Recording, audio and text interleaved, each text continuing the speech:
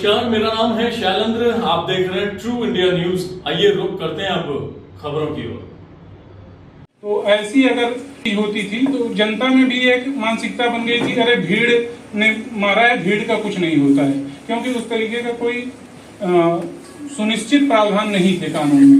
अभी उस चीज को ला दिया गया है। अगर इस तरीके की कोई भी घटनाएं घटती हैं तो उस भीड़ में जितने भी सदस्य शामिल हैं उनको अगर मृत्यु हो जाती तो आजीवन कारावास या मृत्युदंड से दंडित किया जाएगा। फिर पुराने कानून में कुछ चीजें ऐसी थी जिसका कोई अस्तित्व नहीं बचा था। अभी देखते होंगे काफी लंबे अरसे से केस चल रहे हैं, उसका त्वरित समाधान नहीं हो पा रहा है। तो इस चीज को, इस समस्या से निपटने के लिए आज के समय में करोड़ों के ऊपर, लगभग अभी डाटा मुझे एग्जैक्टली नहीं याद है, लेकिन लगभग 2-2.5 करोड़ ऐसे केसेस हैं जो न्यायालयों में पेंडिंग चल रहे हैं। तो ऐसी दशा में न्याय को समय पे अगर नहीं मिल पा रहा है तो वो भी एक तरीके का अन्याय ही है, क्योंकि जो अपराधी है उसको इससे बढ़ावा मिलता है और वो उसकी यही मानसिकता होगी, चलो जब तक मतलब न्याय मिलेगा तब तक हो सकता है हम ना रहें। तो इस तरीके से अपराध की प्रवृत्ति बढ़ती है। तो समय पे त्वरित न्याय मिल सके, इस कई बदलाव किए गए हैं। उसी भागा जैसे अभी तक कोई भाग जाता है, मिलता नहीं है, तो अब अगर भाग भी जाएगा तो उसके गैर मौजूदगी में भी न्यायालय अपना निर्णय सुनाएगी और कार्यवाही सामान्य रूप से प्रचलित रहेगा, उस पर कोई रोक नहीं लगेगी। और जैसा कि इसका नाम से ही हम लोग देख सकते हैं कि पहले था भारतीय दंड संहिता, दंड प्रक्रिया संहिता। हर एक नाम में दंड शब्द जरूर लगा है। और अभी उस नए जो है उनमें देखा जाए तो भारतीय न्याय संहिता, भारतीय नागरिक सुरक्षा संहिता, वो दंड शब्द हट गया। दंड क्या थी? ये दंड ब्रिटिश मानसिकता थी, दंड से हमको रोका जाता था। लेकिन अभी क्या है? अभी जोर इस पे है कि अगर कोई पीड़ित है तो उसको न्याय दिलाया जा सके, इसलिए न्याय शब्द का इसमें मतलब प्रयोग किया गया है। के क्रम में अगर देखा जाए तो पहले जो थी दंड के प्रकार, पुराने वाले कानूनों में दंड के प्रकार में 5 प्रकार के जो दंड थे उसमें कोई ऐसा प्रकार नहीं था जिससे ये लगे कि हम इसी देश के वासी हैं। जैसे अगर घर में कोई बच्चा अगर शरारत करता है तो माँ बाप उसके लिए कुछ ऐसा दंड दे देते हैं कि उसको सीख भी मिले।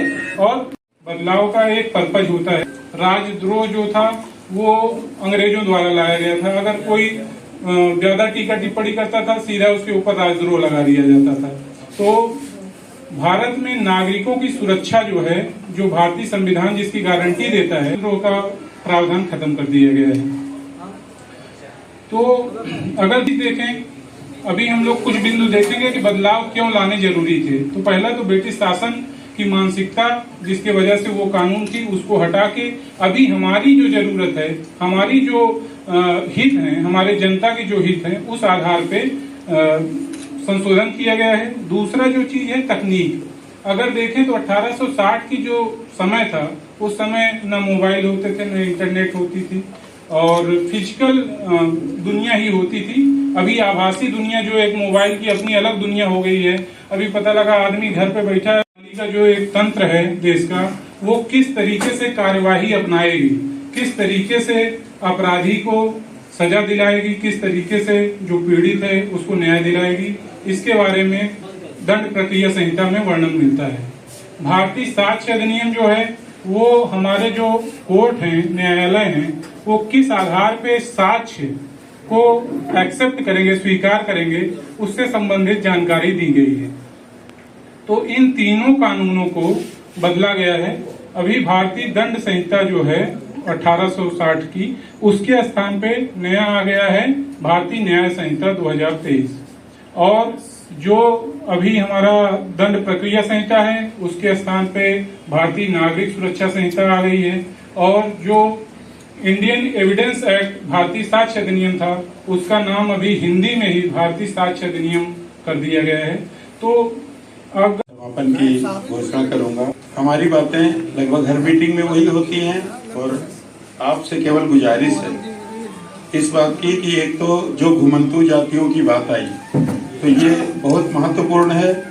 सब लोग, चाहे जो देहात से हमारे प्रधान जी लोग आए हैं या नगर से सभासद या अन्य गणमान्य लोग आए हैं, वो अपने गांव के आसपास जहां कहीं भी वो डेरा डाले हुए हैं तो हमको बता दे, तो हम 24 घंटे के अंदर उनको यहाँ से पलायन करा देंगे। ये हमारी जिम्मेदारी। केवल डेरे की जानकारी हम तक पहुँच जाए तो वो डेरा हमारे क्षेत्र में नहीं रहेगा। और मैं जहाँ रहता हूँ ये डेरे रुकने नहीं देता हूँ। बस ये बात अलग है कि वो डेरा डाल के अपना कोई न कोई सामान गांव में बेच के रेखी करने लगे। दूसरी बात, ये जो खुले में मांस बेचने की बात आई, इस पर मैं नगर पालिका के सहयोग से इस दिशा में भी काम करने का प्रयास करूंगा। कुछ विकृतियां ये है कि जैसे शाम को हमारे नगर के या नगर कुछ झगड़ा करते हैं, खाते पीते हैं, इसके बाद होटल वाले से लेन देन में विवाद करते हैं, मारपीट की नौबत आती है, 112 डायल होता, थाना भाग के जाता है, कभी कभी पकड़े जाते हैं, कभी कभी वहां से भाग जाते हैं। तो इस पर सभी लोग अपने अपने बच्चों पर ध्यान दें। छोटे छोटे बच्चे सुसाइड कर रहे हैं। इस विषय में श्री प्रसिद्ध नारायण जी ने एक उदाहरण दिया था कि 13 वर्ष के बच्चे ने अपनी माँ की साड़ी से आत्म